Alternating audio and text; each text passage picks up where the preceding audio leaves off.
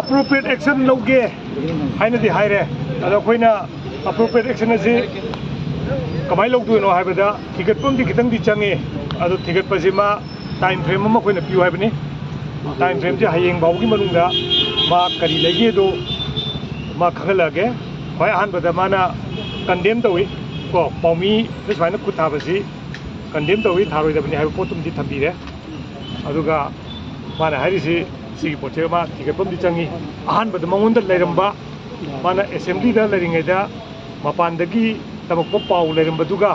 akoina video evidence utlaba matungda mana SCD incident thoiba mafam dugadi khenei na haiba potu ma masa establish ta hore adama DGP unaraga asengba kaigirege paudu akoi ma laura kanda heng mamunung dadi kaingom di khangal lage na haire ado koina adu memorandum da hai potu karigumba madu peli pende habdu na heng koi amjudi da pamma kanda meeting ma tawkan da khanna bagi adu magi responsible dingai bum changi na dan kamjege memorandum maron da pambimu memorandum do ai pathok ke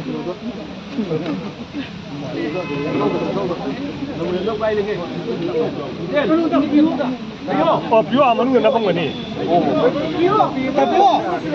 memorandum do biro akonago group to tharage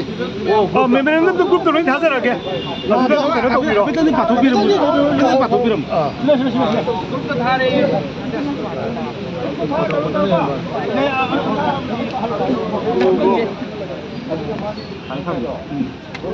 akoina han bada demand tawrisi memorandum da immediate investigation ni khane thore to aduma tawrage na haire hayeng baw manungda hiduakanda kanana tawribano kadigi tawribano kadaida tawribano haibaduma hayeng bawgi manungda toke na haire aduga makada ba protective measure ma koina hangami mamangda koida yam fajana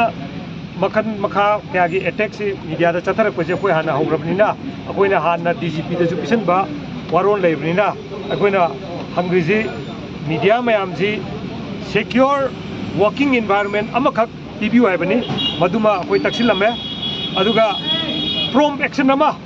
habiti hayeng investigation tawke haibnina aduga loina na akoina haijaram basi yaragadi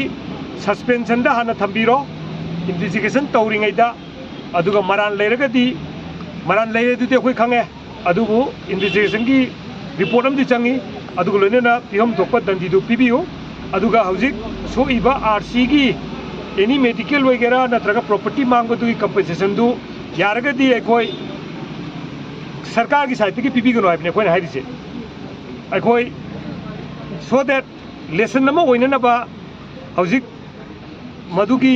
furakpa officer furakpa whoever police personnel do maki toloptei kaga pibiu sine khoi haise so that atopa sing makhata na media da khutha gen khan matamda makhoi toloptagi paisa kakpa da natana suspension amasung dismissal ju oiba ya hebadu khangna ba and saka gi site gi de khoi pibi gano yaragadi